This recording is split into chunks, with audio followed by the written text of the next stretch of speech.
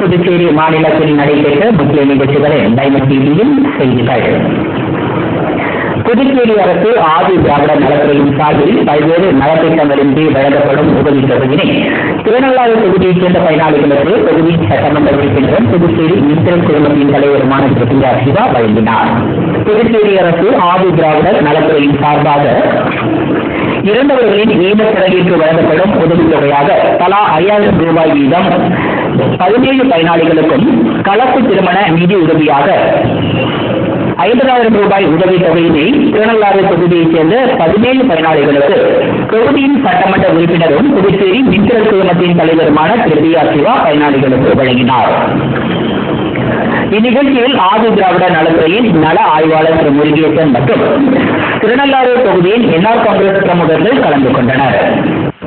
Puducherry AIDS கட்டுப்பாட்டு சங்கமும் காரைக்கால் அரசு பொது மருத்துவமனையும் இணைந்து நடத்திய தன்னார்வ ரத்த தான முகாமை தொகுதியின் சட்டமன்ற உறுப்பினர் திரு ஏ.எம். நாகன் துவக்கி வைத்தார்.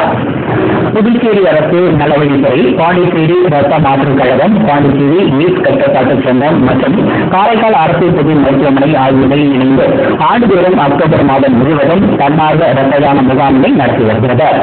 இதனையடுத்து இந்த ஆண்டிற்கான இம்முகாமின் துவக்க விழா காரைக்கால் அரசு பொது மருத்துவமனையில் நடைபெற்றது. இம்முகாமில் காரைக்கால் தெற்கு தொகுதியின் சட்டமன்ற உறுப்பினர் திரு ஏ.எம். நாகன் கலந்து கொண்டு தலைமை ஏற்று விழாவை துவக்கி வைத்து சிறப்புரையாற்றினார்.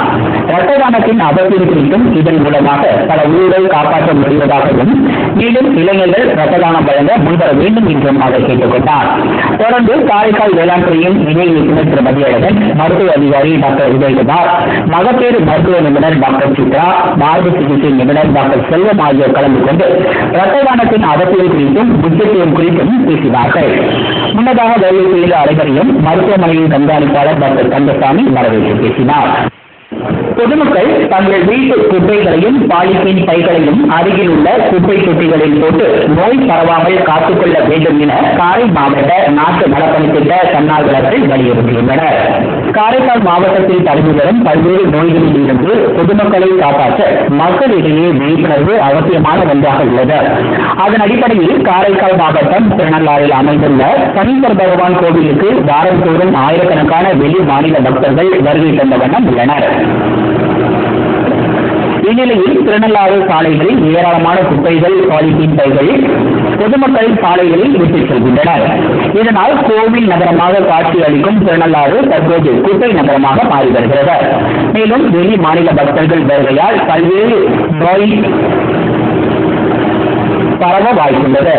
இதனையடுத்து காரைக்கால் மாவட்ட நாட்டு நலப்பணித்திட்ட மாணவர்கள் மற்றும் புதுச்சேரி அரசு சுற்றுலாத்துறையும் பொதுமக்களிடத்தில் விழிப்புணர்வு ஏற்படுத்தும் விதமாக மாணவர்களை கொண்டு திருநள்ளாறு பகுதியில் சாலைகளில் உள்ள குப்பைகளை அகற்றும் பணியில் மாணவர்கள் ஈடுபட்டனர். அதனைத் தொடர்ந்து 100க்கும் மேற்பட்ட மாணவ மாணவிகள் பங்கு பெற்ற விழிப்புணர்வு பேரணி நடத்தப்பட்டது. இதனை மாவட்ட ஆட்சியாளர் பொறுப்பு வகிக்கும் திரு ராஜராஜன் வீராசாமி மற்றும் நாட்டு நலப்பணித்திட்ட ஆசிரியர்கள் கொடியசைத்து துவக்கி வைத்தனர். முக்கிய வீதிகள் வழியாக இந்த பேரணியில் மாணவர்கள் விழிப்புணர்வு பதாகைகளை கையில் ஏந்தி குப்பைகளை அகற்றுவோம், சாலைகளில் குப்பைகளை போடுவதை தவிர்ப்போம் என்ற கோஷங்களை எழுப்பிய வண்ணம் சென்றனர். மேலும் நம்மை பல்வேறு நோய்களில் இருந்து காப்பதற்கு குப்பைகளை அகற்றி நாம் வசிக்கும் இடத்தையும் நம்மையும் சுத்தமாக வைத்துக் கொள்ள வேண்டும் என்றும் மாணவர்கள் தெரிவித்தனர். மேலும் பொதுமக்கள் ஒத்துழைப்பு அவசியம் என்றும் மாணவர்கள் வலியுறுத்தினர். இன்னைக்கு பரவிட்டு இருக்க பெருவாரியான நோய்களை கட்டுப்படுத்திருக்கோம். அது மூலமா விழிப்புணர்வு கொடுக்கணும் அப்படின்றது இதனுடைய திட்டம். நாங்கள் இந்த காலையிலிருந்து பார்த்தீங்க அப்படின்னாக்கா இப்போ கோயில்களை திருநள்ளாறு பக்கத்தில் இருக்கக்கூடிய டெம்பிள் சுற்றி இருக்கக்கூடிய கோயில்களை சுத்தப்படுத்திட்டு இருக்கோம்.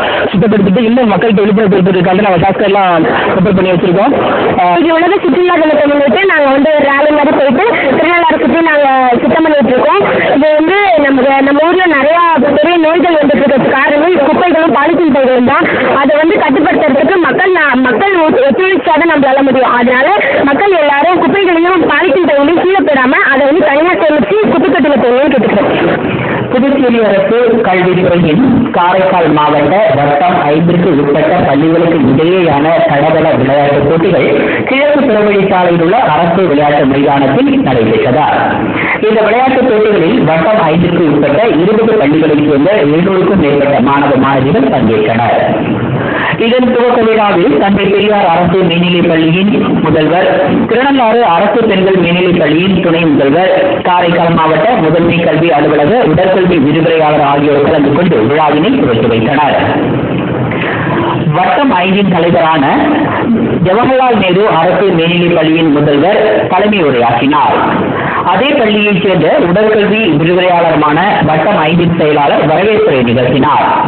இந்த விளையாட்டுப் போட்டியில் வட்டம் 5க்கு உட்பட்ட 20 பள்ளிகளைச் சேர்ந்த 700க்கும் மேற்பட்ட மாணவ மாணவிகள் கலந்து கொண்டனர். இப்போட்டிகள் அக்டோபர் 11 மற்றும் 12 ஆகிய 2 தினங்கள் நடைபெற்றது. இப்போட்டியில் வெற்றி பெறும் மாணவ மாணவிகள் புதுச்சேரியில் நடைபெறவிருக்கும் மாநில அளவிலான விளையாட்டுப் போட்டியில் பங்கு கொள்வார்கள். இப்போட்டிகளுக்கான ஏற்பாடுகளை வட்டம் 5ஐ சேர்ந்த உடற்கல்வி விரிவுரையாளர்கள் மற்றும் உடற்கல்வி ஆசிரியர்கள் சிறப்பான முறையில் செய்தனர்.